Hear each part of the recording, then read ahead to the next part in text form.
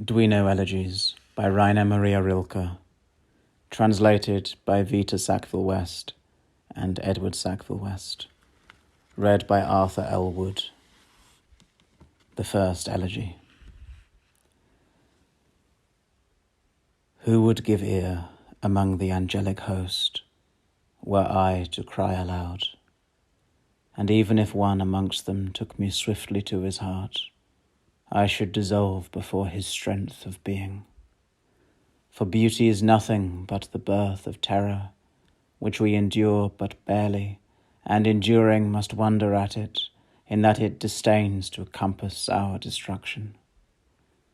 Every angel is terrible, and thus in self-control I crush the appeal that rises with my sobs. Of whom, alas, of whom shall we have need? Neither of angels nor of men. Already the sagacious animals have found us out, how little at our ease we live and move in this intelligible world. Maybe we keep the image of some tree that hangs above a slope, that daily we behold, or we recall the path of yesterday, and our indulgence to the constancy of some dear habit that remained with us, so well contented with our company that it went not away. And night too, the night, when winds from space ravage our brows, the gently disenchanting, much longed for night, wearily imminent for lonely hearts, this must remain for all. Is night to lovers kinder? They, alas, do but disguise their fate with one another. Have you not learnt that lesson? Cast away emptiness from your arms into the space we breathe. The birds may feel a wider air, perhaps, beneath their spiritual wings. Yes, springtime needed you, and many a star beckoned that you should mark it. In the past a wave was lifted up, a violin, even as you came past the open window, sounded a note. And that was all ordained. Ordained, but did you gain the mastery? Were you not ever rapt in expectation, even while your beloved did declare all things to you? But where will you bestow her? For strange and powerful thoughts go in and out, even at night, persisting in your mind.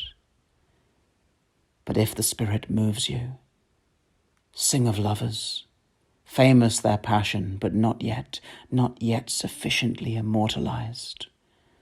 Almost you envy lovers who have been deserted, deeming them tenderer by far than those whose love was satisfied. Ever again, renew the estimate incalculable. Consider how the hero saves himself, makes even of his downfall an excuse, a pretext for his final resurrection. But nature, spent, takes lovers back again, back to herself, as were she powerless to fashion thus a second time.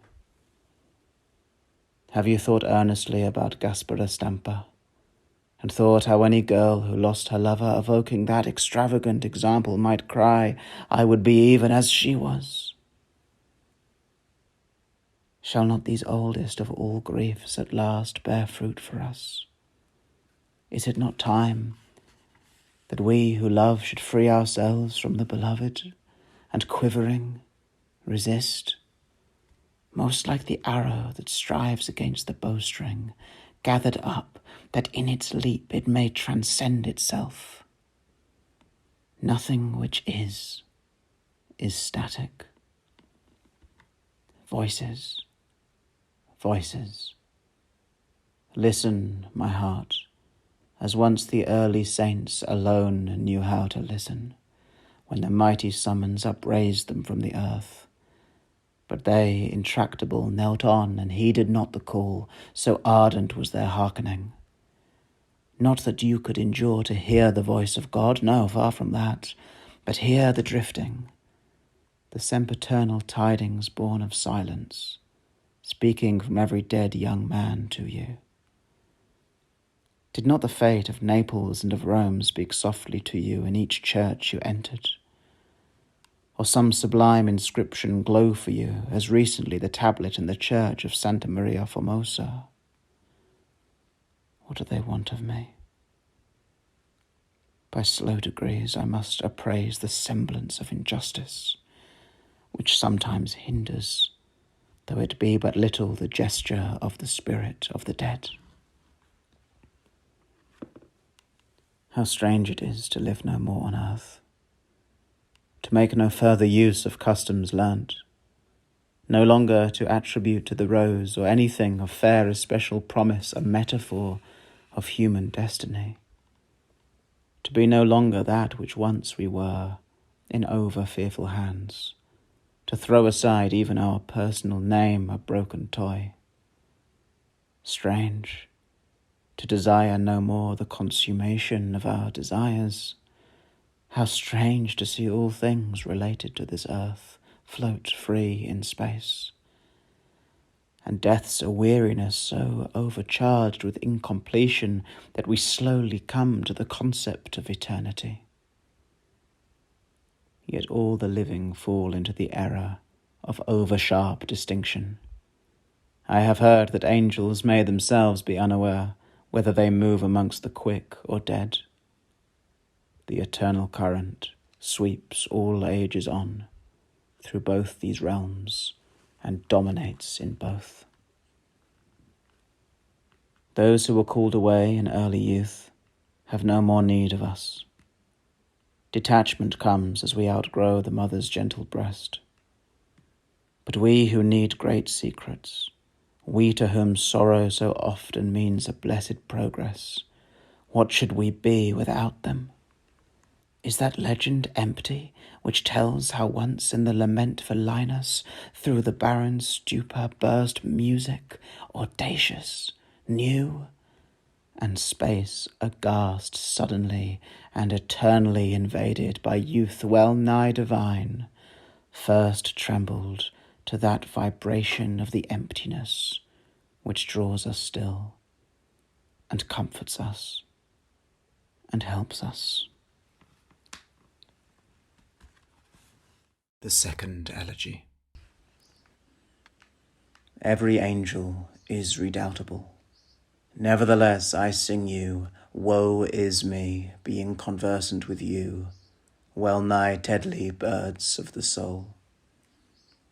Ah, where are fled the days of young Tobias, when the most radiant one stood on the simple threshold, slightly masked for travel, and no longer terrible, youth come in search of youth, as he looked out, inquisitive. But now, if the archangel, so fraught with danger, strode but one bare pace lower and nearer from behind the stars, the beating of our own heart would destroy us. Who are ye then? From the beginning, blessed, spoilt children of creation, mountain ranges, dawn crimson peaks of all creation, ye pollen of blossoming divinity, links of the daylight, pathways, steps, and thrones, infinity within a finite being, shields of delight, the turbulence of stormy enchanted ecstasy, then suddenly a solitary mirror that reflects the stream of your own beauty back to your own image.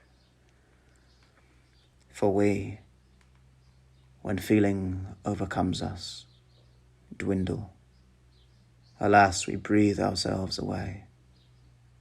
The glow declines from ember unto weaker ember. One or another may well say to us, yes, you are in my blood.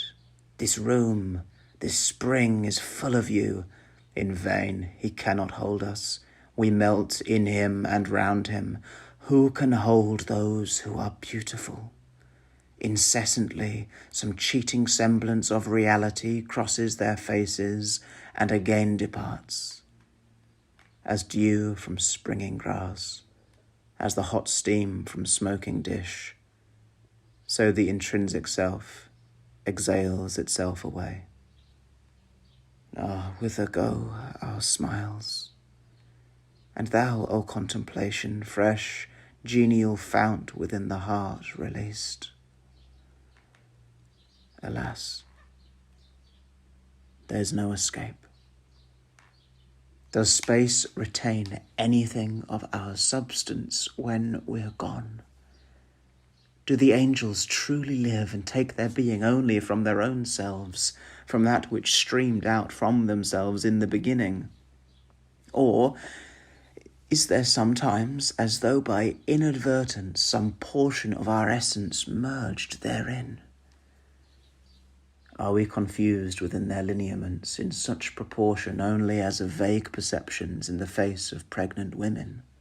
They're unaware of it, they in the whirlwind of their return upon themselves. Indeed, how should they be aware? Lovers most marvellously could descant thereon by night, if they could understand it. For it would seem that all things wrap themselves in secrecy against us.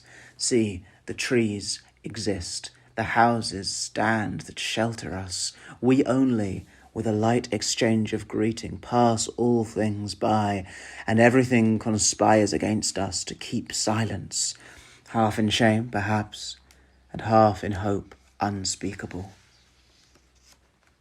Lovers, to you I make appeal, to you who are to one another all sufficient. You clasping one another, have you proof? See, it happened to me that my hands grew conscious of each other, that my worn countenance buried in them found protection. That gave me some slight sense of consciousness. Yet who would dare by that to say I am? But you, who in the other's ecstasy have increase, even till he must beseech no more, so overpowered is he by you. You who grow fruitful as the years of vintage in one another's hands, who abdicate all self at moments, for the other takes the mastery, I make appeal to you. You touch each other in such blessedness, I know, because the touch of love restrains, because the star that screens your tenderness is not obscured, because beneath that star you have a sense of pure continuance, and so, in your embrace, do all but promise to one another immortality. And yet, when you endure the first alarm, and the first glance of longing at the window, and the first walk together through the garden, lovers, are you still lovers then? The same. When you seek one another's lips and drink, alas, how strangely does the act elude the drinker. Have you not been amazed at the discretion with which all human gestures were portrayed in Attic statues? Were not love and parting laid on their shoulders with so light a touch as though they knew them in a different guise? Recall their hands. They touch without insistence, despite the strength that in the torso sleeps. They, in their mastery of self, were wise. We've travelled far from thence and are condemned so to caress each other, for the gods press heavier on us. Yet this concerns the gods. If but we also might discover some narrow, pure, restrained humanity, some strip of fertile land to make our own between the current and the stones. For our own heart outstrips us, even as theirs did. But we are now no longer capable of rendering it in mitigating image, nor yet in godlike bodies, wherein it finds a nobler moderation. The third elegy. One thing it is to sing of the beloved, another thing, alas, to celebrate the guilty blood, that hidden river god. She knows him from afar. What knows the youth of that imperious godhead of desire, which, when he was alone, before his love had tamed the god, oft in his love's despite, reared itself up, all dripping from its own mysterious sea, and summoned up the night to endless challenge. Neptune of the blood, with fearful trident, blows from his dusky breast a wind throughout the spiral-twisted shell. Hark how the night scoops out its hollow cave. Is it true, O stars, that youth's desire descends from you to the beloved's face, and finds your candid image mirrored there? It was not you, alas, nor yet his mother who toward expectation arched his brows. It was not you, his lover secret to him, who bent his lips into a richer bow. Think you that, moving like the wind at dawn, your airy coming would have shaken him? True, you appalled his heart, but older fears rushed in to swell the shock, called to him. His unlighted pilgrimage still holds him by a thread, for even your cry suffices not to free him quite. He'll make a strong attempt, leap out, and bring to rest his lightened burden in your secret heart, there to collect himself and take his birth. But was this work his own? You, mother, were alone at the inception of him, when you gave him his tiniest birth. You it was who moulded round his gaze the friendly world, repelled the hostile world. Oh, whither are gone those years, in which your form, slender and tall, hid tumid chaos from him? Much did you hide from him thus. In the awful night you rid his room of fear, and from the refuge of your heart took out a comforting breath, filling with human shape his empty night. You set the nightlight too, not in the darkness, but in your nearer presence to him there, a lighted image of your tenderness. Nowhere a creaking sound, but you, with a smile, explained it to him, as if you had known for years exactly when the floor behaved like that. And so he listened, and was quieted. So much could you do when you rose up for him. Behind the cupboard strode his destiny, tall in its mantle, and his restless future slid into the curtain's shifting fold. And he himself, quieted at last, lay still, tasting the sweetness of approaching sleep. He seemed as if protected, but within, who could arrest the floods of heritage? Ah, there was no precaution in that sleeper. He slept, but in the fever of a dream, and opened out the floodgates to himself. Young and shy, he was caught up and ensnared, already twisted into patterns by the forward-creeping tendrils of his blood, to writhing growth, wild animal-leaping shapes. So he gave in. He loved. He loved his soul, loved that unruly jungle of himself, precipitate wilderness on which his heart, like a green light, reposed. So he forsook his soul, tearing himself up by the roots with stark primeval leap, out of a tiny birth by then outgrown. With love he climbed down into the ancient blood, into the gorges where the terror lay, still surfeited with father's blood. Each horror knew him, nodded, and seemed to understand. Yea, even she he dreaded smiled at him. Seldom, O mother, did you smile so tenderly. How should he find it in his heart to spurn the smile he loved before yourself? For when you carried him within you in the womb, it was already there, dissolved out in the liquid element that gently bears the growing child. For we are not like the flowers, whose love is rounded by a single year. Our love makes strength undreamed of rise like sap into our arms. O daughter, mark this well.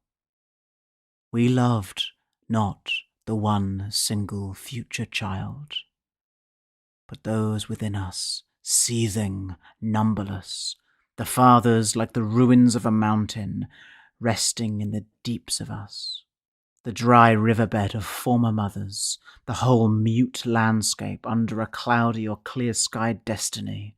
All these, O daughter, came before yourself. And you indeed, what do you know? You beckoned past ages up in him you loved. What feelings writhed up from his nature's transformation? What vengeful ghosts of women, what obscure figures of men did you rouse in his youthful veins? Dead children stretched their hands to you, imploring, softly, very softly, do a deed of love for him, a day's work that will last. Lead him up near the garden, yield to him each night's transcendency, and cherish him. The fourth Elegy. O trees of life, when do you turn to winter? We are not in agreement. We are not initiated as migrating birds, but overtaken and belated, throng precipitately on the winds and fall into a lake that's callous to our fate.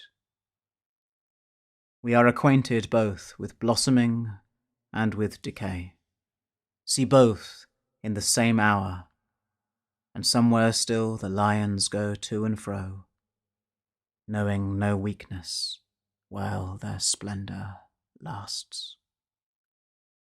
But we, when we are most firm in our intention, already are aware of some new impulse. Hostility is ever nearest to us.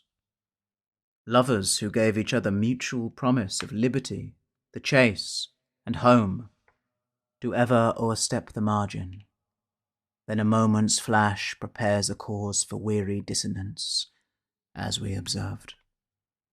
For man is very patent to us. We do not know the shape of feeling, only what outwardly determines it. Who has not sat in fear before the curtain of his own heart? It rose. The scene was set for some leave-taking, and that is easily intelligible. The familiar garden that gently swayed. Then only came the dancer. Not he. Enough. However delicate his mime may be, still he is in disguise, and turns into a simple householder who goes into his dwelling through the kitchen. I will not tolerate these half-filled masks. Give me the genuine puppet. That's complete. I will accept the wire, the parchment skin, and mumming faces. Here I sit in front, and even if the lights go out, and even if they should say to me that all is over, and even if the stage itself were empty, blowing a grey draught hither, and even if no silent ancestor of mine still sat beside me there, no woman, not so much as the squinting brown-eyed boy. Nevertheless, I should remain. There's always some spectacle to look at. Am I not right? You, who on my account tasted so bitterly of life, my father, who paid the price for the first troubled flow of my necessities as I grew up, who with the tang of so obscure a future preoccupied my dim and upward gaze tested, my father, you, whose fear in me I felt in all my hopes since you are dead, and offered up for my small share of fate your treasure of serenity, such treasure of quietude as you, the dead, possess. Am I not right?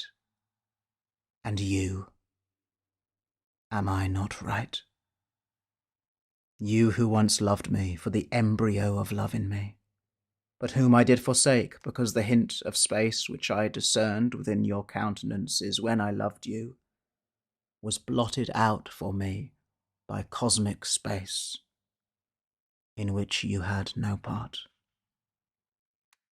I am inclined to sit before the puppet show, nay more, to watch in such absorption that to balance my staring eyes an angel must come down as player and raise up the parchment skins.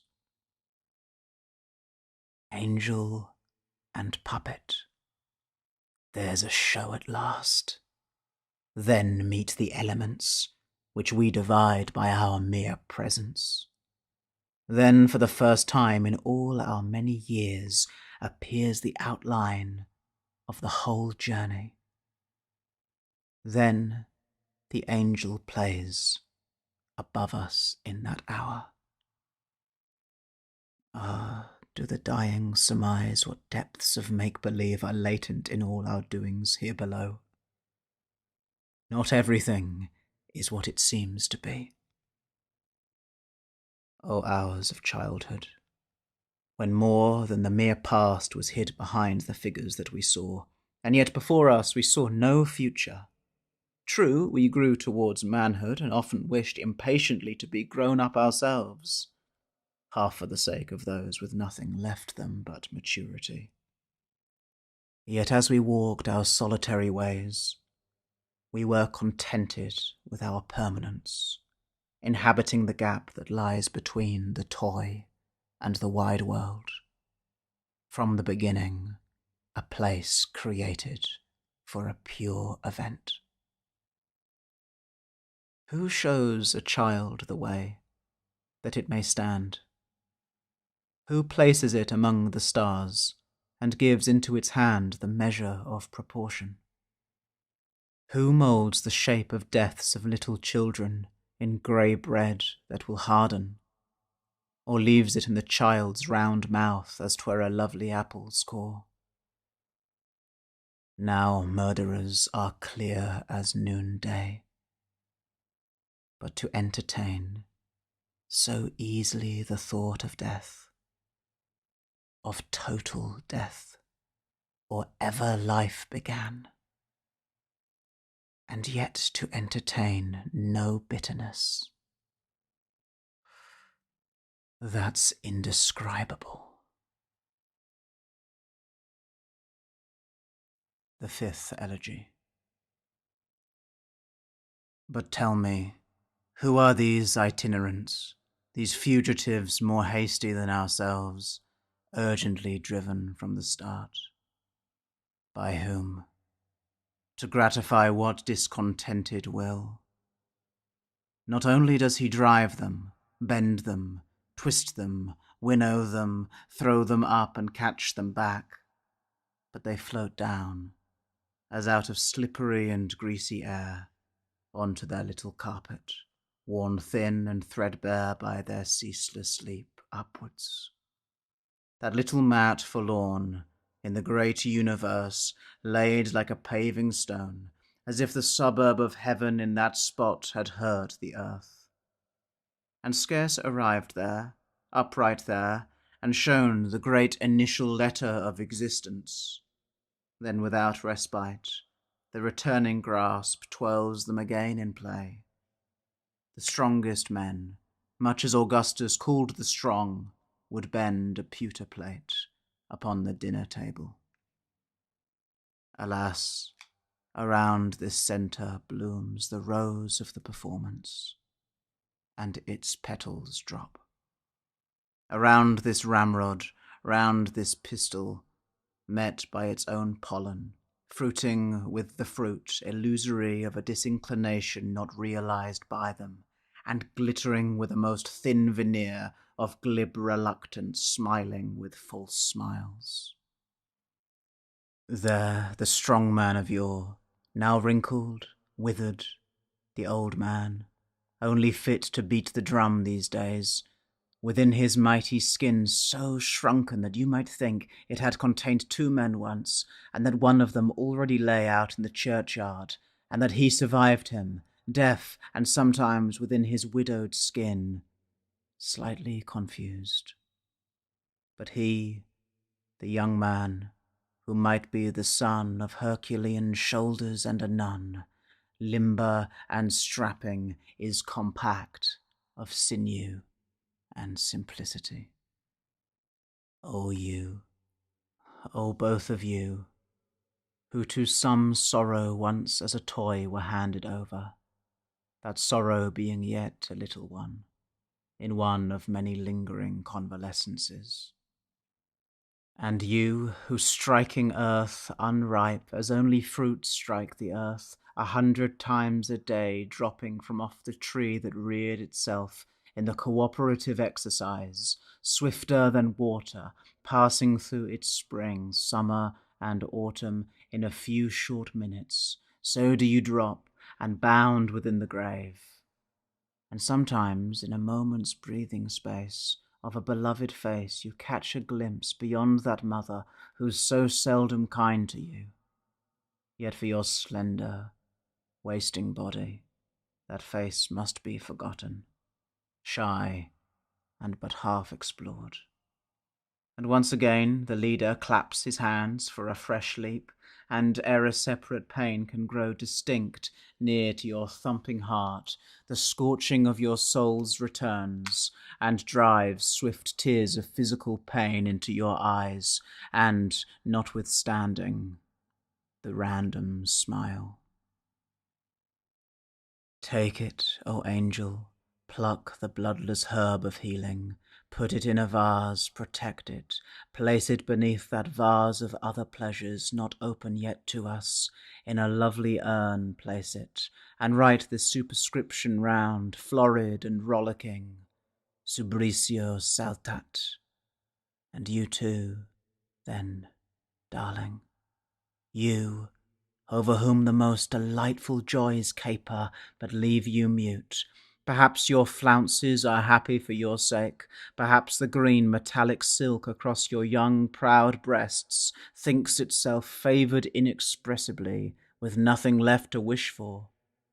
You, laid out in different ways, like fruit in marketplaces, the balanced fruit of equanimity, you on the equipoised and trembling scales, naked below your shoulders. Where, oh, where is the place? I bear it in my heart, where for so long they failed to find their skill, dropping away from one another like animals that wrongly paired o'erleap each other, where the weights are heavy still, where still between their vainly whirling staves the platters reel. And suddenly, in this laborious void, this empty maximum, the indescribable place veers round, where the pure minimum incomprehensibly transforms itself, and where the computation's many units increase without an end. O city squares, O square in Paris, that eternal stage, there where the milliner Madame Lemore wreathes, winds the restless pathways of the earth, inventing out of them, those endless ribbons, new bows and ruches, flowers and cockades, artistic fruits, all fraudulently dyed for the cheap winter hats of destiny.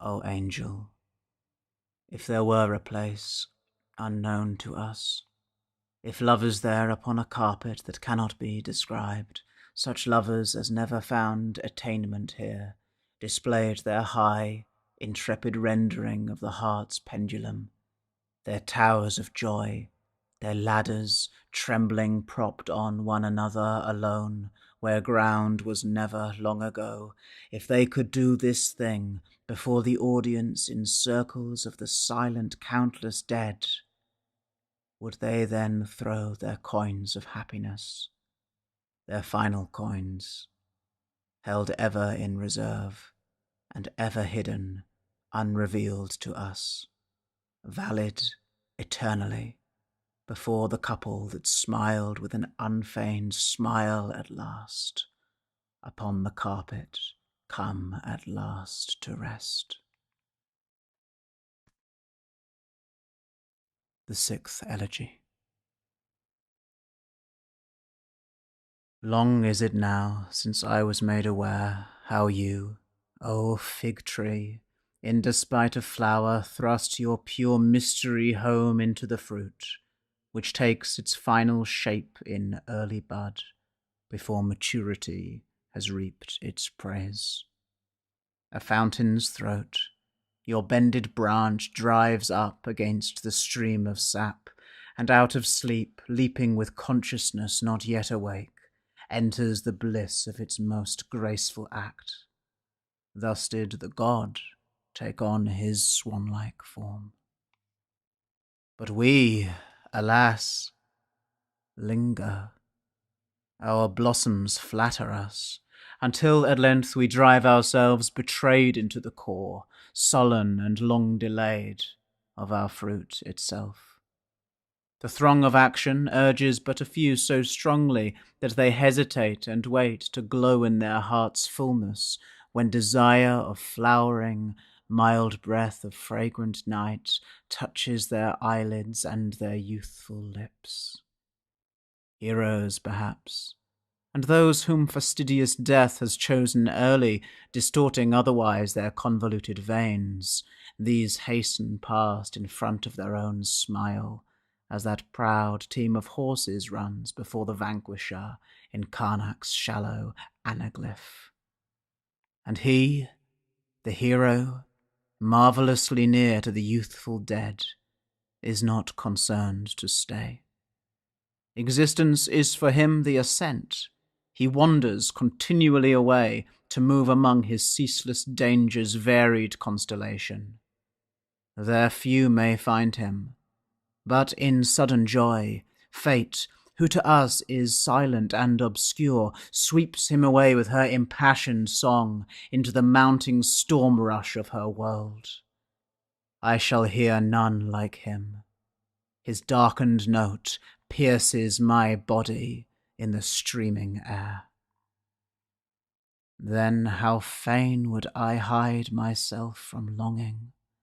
Might I once more take on my boyish form, seated and leaning in the future's arms, and read of Samson, how his mother's womb first gave birth to nothing, then to all. Was he not hero even in the body of you, his mother? Was it not even there, in you, he entered on his lordly choice? Myriad were they who surged within your womb, and would be he, but lo, he seized the chance, broke from within your body, chose and prevailed. When he laid low the pillars, he found escape from out your body to a narrower world, there to achieve an ampler victory. O mothers of heroes, source of rapid streams, you cloven gorges, into which lamenting daughters the future sacrifice to your son from the heart's edge on high have thrown themselves. He rested not in stations of his love, but hastened stormily through all, Each one, each beat of the heart secret to him alone, lifted him out and on, until at last, so soon averted from the world he knew, he came to a standstill at the long smile's end, transformed. The Seventh Elegy. May this outgrown voice no more be tainted with the note of supplication. Though your cry take to itself the purity of a bird's, when the ascending year so lifts it up, forgetting that it is a busy bird, and not alone a free and single heart, forgetting that it wafts it up on high into the joy of inmost paradise. No less than this would you surely supplicate, that your beloved, silent, in whom an answer slowly awakes and sucks the listener's warmth, should seek you out, while yet invisible, and gather fire at your emboldenment. Oh, let the spring grasp this. Each spot would sing annunciation. First a tiny cry, questioning, a candid, affirmative day soon wraps it round with its increasing quiet. Then come the steps, steps of your calling voice, up to the dreamed-of temple of the future. Next, the quavering fountain, in which the falling drop takes precedence of the spurting beam in promissory play. Then at last, the summer. Not only the mornings, every one, of summer, as they wander in the light of day and blaze before their own beginning. Not only the days which are tender to the flowers, giving hard and sturdy form to the trees above, not only the awe of these unfolded powers, nor the roads, nor the fields at evening, nor after the late storm the clear-breathing sky, nor the approach of sleep and the prescience that comes at eventide, but the nights as well, the tall nights of summer and the stars of earth. Once dead, to know the immortality of all the stars. For how they do forget. See, I call the beloved, but not she alone would come. Girls risen from shallow graves would stand before me. For why should I limit my cry of invocation? The buried are ever seeking still more room.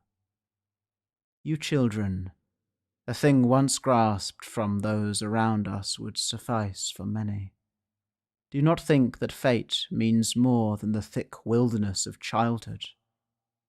How often did you overtake your love, breathless after a happy, goalless race in the open air? Magnificent is life. Even you knew this, who seem to have denied yourselves and sunk down in the city's slums, festering and opening onto the abyss. For each man was for an hour, perhaps not quite, a moment scarcely measurable between two spans, since the hour itself existed wholly, its veins distended by its life. But we forget so easily what our neighbour laughingly fails to confirm or envy us. Let us lift it into sight, where happiness most visible first lets us see itself, when we change it inwardly. For, oh, my love, the world is nowhere but within. Our life changes ever as it drifts on and on. Externals fade and fade. Where there was once an enduring house, an image suggests itself across our minds, made of our thoughts alone, as if it would stand wholly in the mind. The spirit of time creates more stores of strength, formless as the elastic urge which it forces from everything. It knows no temple. We save up secretly this waste of heart, yes, where our single thing weathers the storm, a thing entreated, served, and reverenced. It preserves itself into the invincible, just as it is. Many perceive it no more, but without this advantage, now they build it up with pillars and statues larger in themselves. Every such dull revulsion of the world has just such disinherited, to whom neither the first nor yet the next belongs. For even the next is far for men to reach. This should not confuse us. It should strengthen us in the custody of the form we still can recognize. Once it stood among men in the very midst of a destroying fate, in the midst of hesitation whither to go, and as if it existed, bent the stars out of the safe skies to itself. To you, O angel, can I still show it, where it stands, preserved, after all in your gaze, at last upright. Columns, pylons, the Sphinx, the rigid prop of the cathedral dome that stretched up grey out of a vanishing or foreign city, was it not a marvel? Wonder at it, O angel, for this was we. Tell, thou great one, that we could do so much. For all my breath suffices not for so great acclamation. Thus have we, after all, not missed those spaces, permissive enclaves that belong to us. How vast they needs must be, not to have been o'erbrimmed by centuries of human feeling. But a tower was tall, was it not? Surely it was. Even beside an angel's shout was tall, and music stretched yet further up, beyond us. And were it only a woman in love, alone, quite alone at the window at night, did she not come up to your knee? Fear not that I am invoking you, even if it were so, O angel, you do not come. For half my cry is an arm stretched out to keep you at its length. You cannot stride against this solid stream. Up at the top of the arm, an open hand, ungraspable, high up, stands in your way to warn and ward you off. The 8th Elegy. Dumb creatures gaze with their whole vision out into infinity. Our eyes alone would seem to be inverted, and like snares set all around them, compassing their free passage. What lies beyond, for us, is only intelligible through the mask of beasts. For in his early years we take the child, turn him about, and, so compelling him, make him look backwards at all conformation, not over space that in the glance of beasts dwells so profound, exempt from thought of death. That's seen by us alone. The freeborn beast keeps his perdition evermore behind him, and God before him. When he goes into eternity like springs of water. But never for a single day have we clear space before us, space wherein the flowers spring endlessly.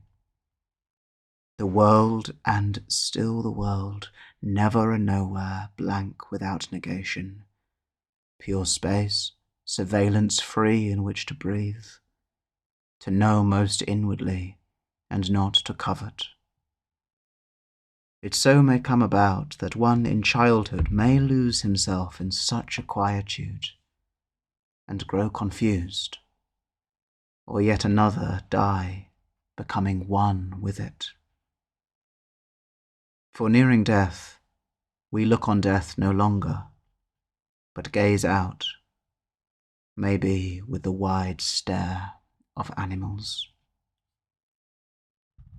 But for their fellow hindering their sight, lovers come near thereto, and are amazed. It opens out as if by inadvertence behind the other, but beyond the other neither can travel, and the world returns.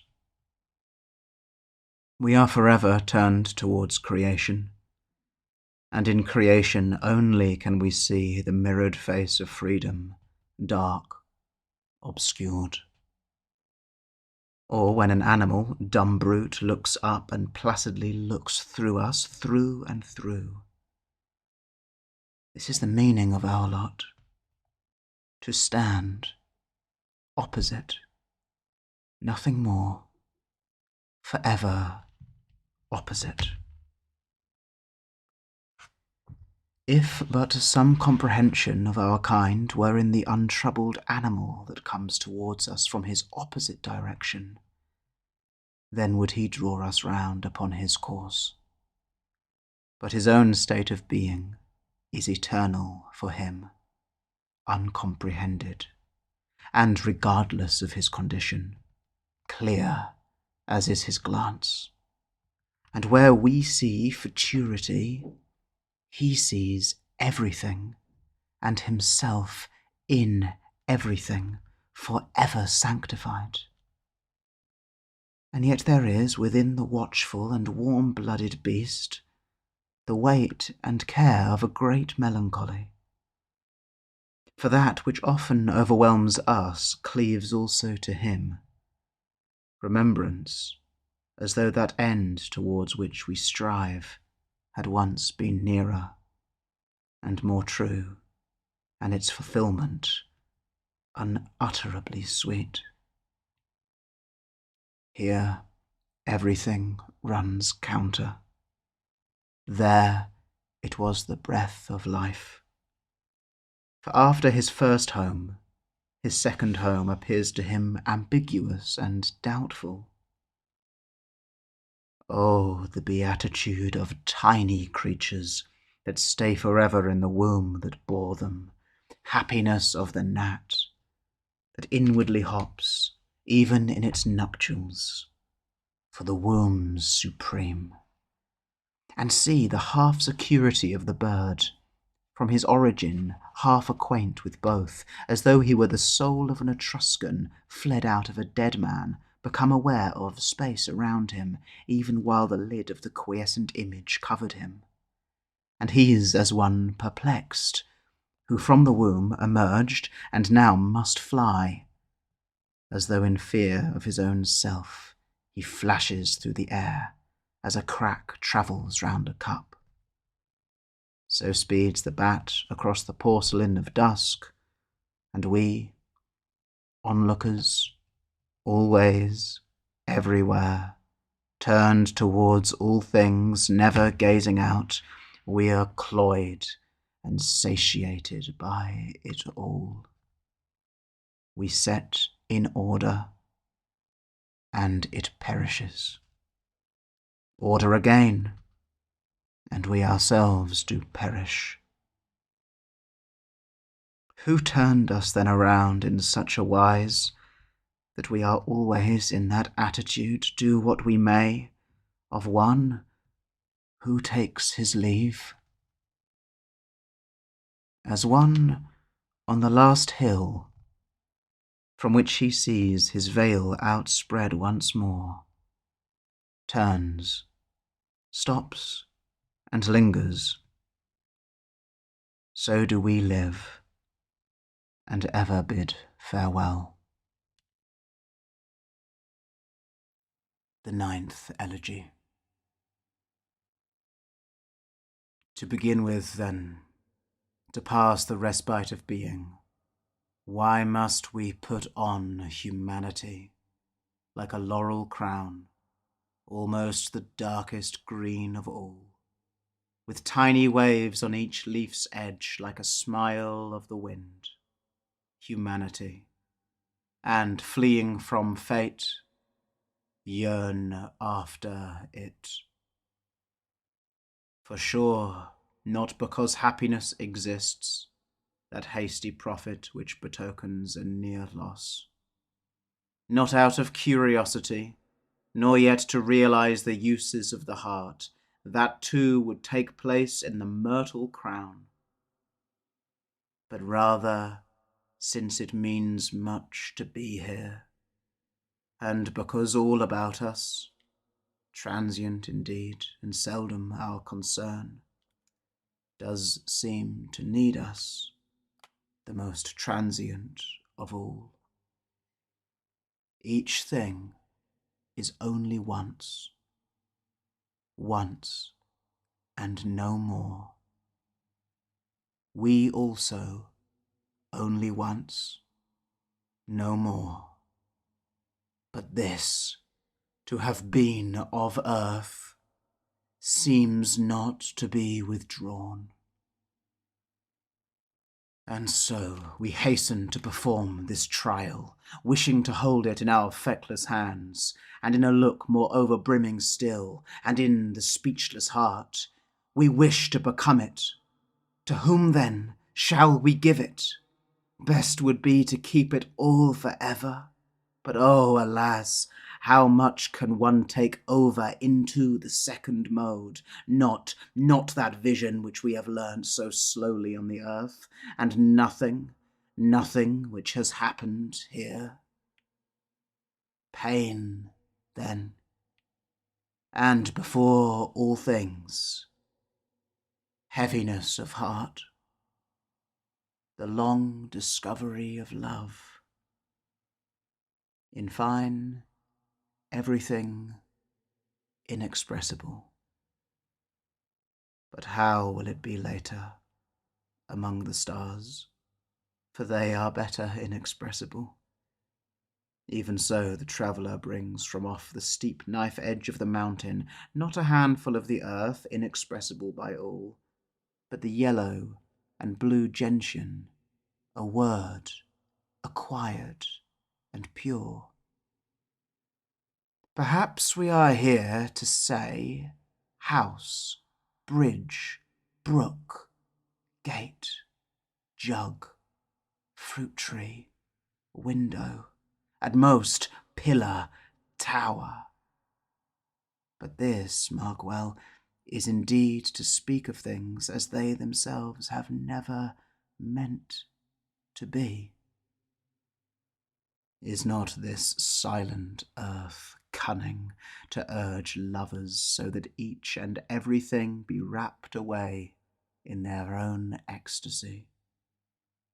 Though they be only two in a ceaseless stream, what is it for two lovers to wear away a piece of the older threshold of their door? Easy enough. Now is the time for what can be expressed, and here its home. Speak it and recognize. More than ever do mere things fall past, since they can be experienced. For what displaces them, to set it in their room, is an imageless act. An act under a crust which cracks at once when the energy within grows out and takes on other frontiers.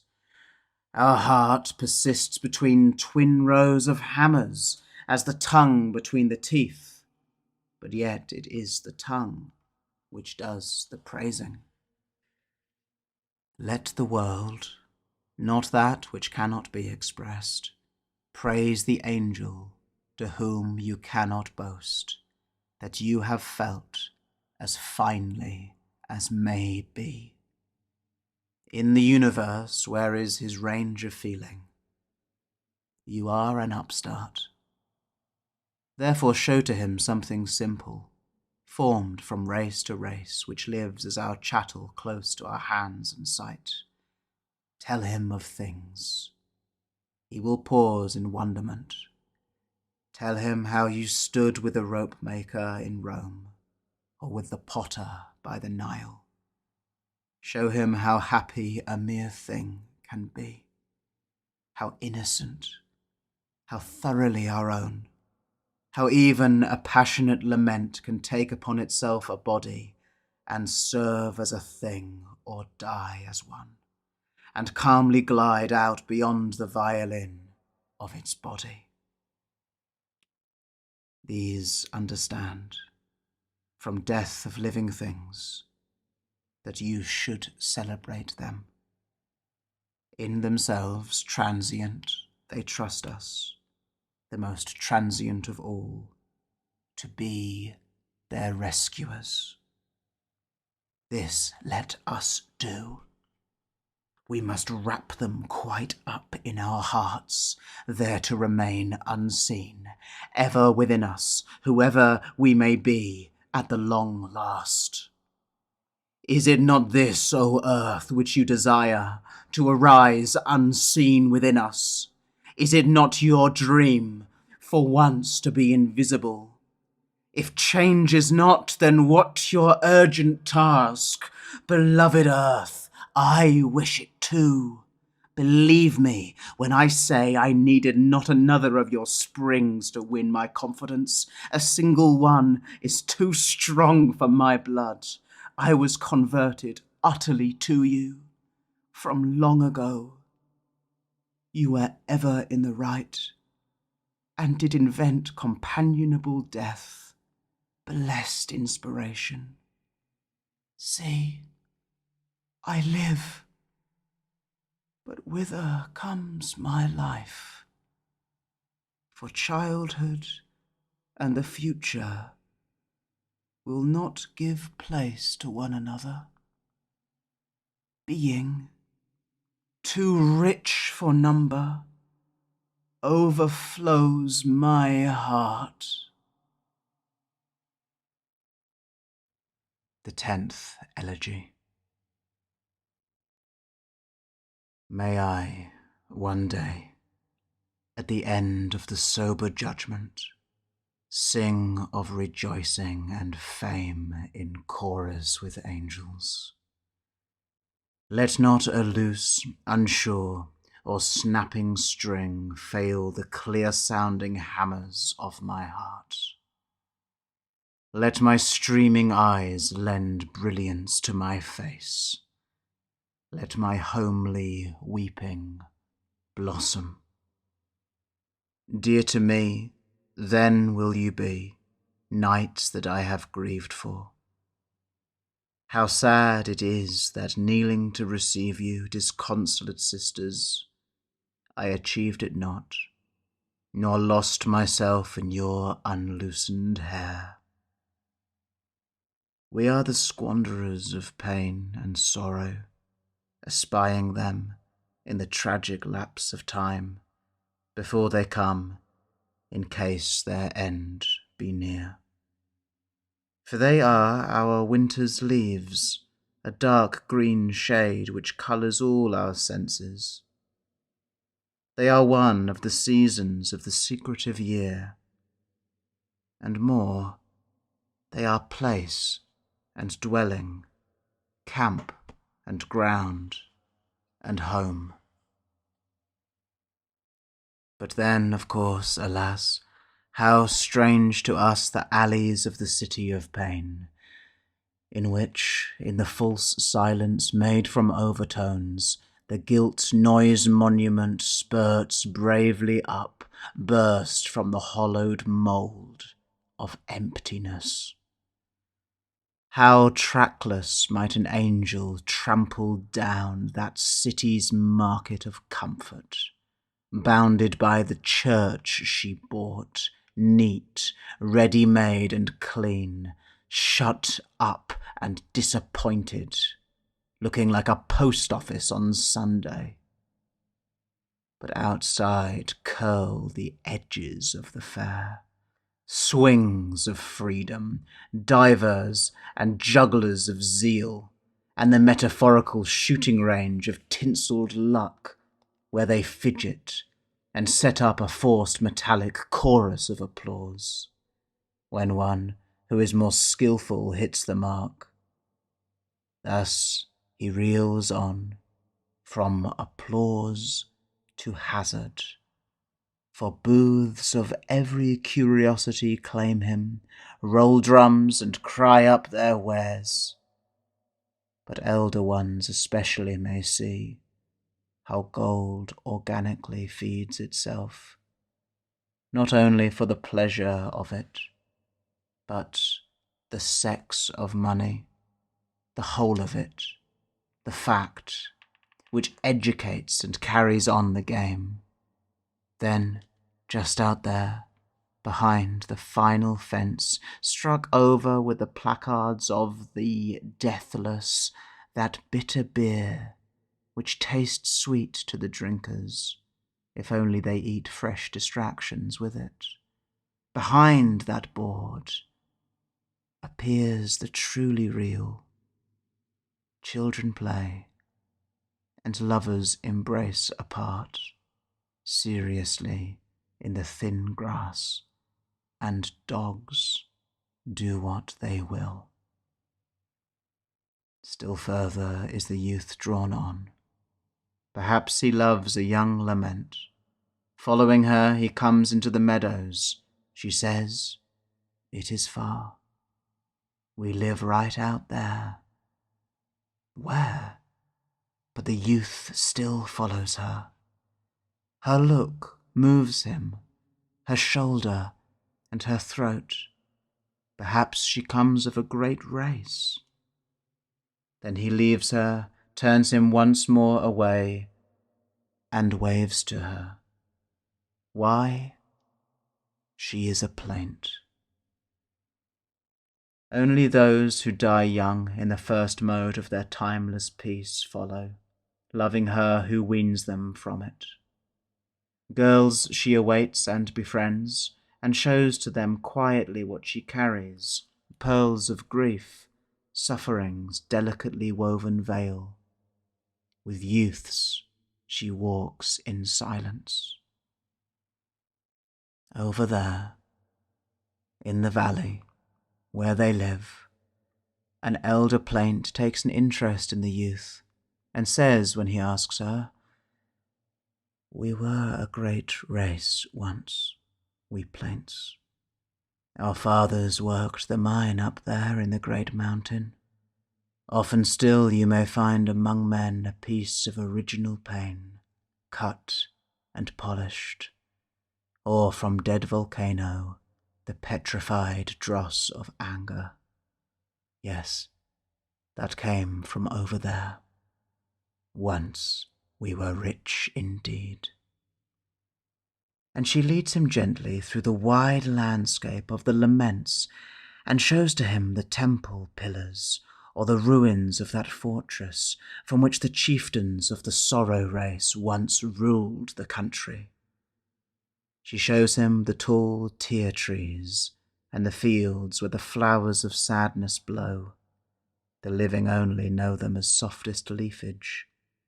She points out the animals of morning as they browse, and often a bird in sudden fright flies straight across their upward vision, drawing far the image of its isolated cry. As evening approaches, she takes him to the cromlechs of the ancients of the sorrow race, the sibyls and the prophets. Then night comes on. They go more silently, and soon the tombstone climbs up like a moon to watch o'er all.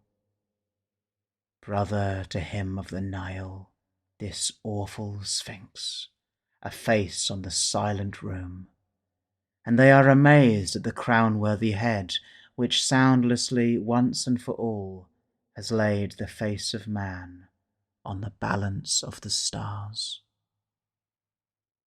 Giddy with the approach of death, his glance perceives it not, but hers, From beyond the bar of the god's home affrights the owl, and it streaking down that ripely rounded cheek in a slow curve, all soft, designs in the new audience of the dead, on double opened page, the indescribable line. Higher up are the new stars of the land of sorrow. Slowly she tells him their names. Look, here see the rider and the staff. They call the whole starscape the wreath of fruit. Further off towards the pole are the balance and the way, the burning book, the window and the doll.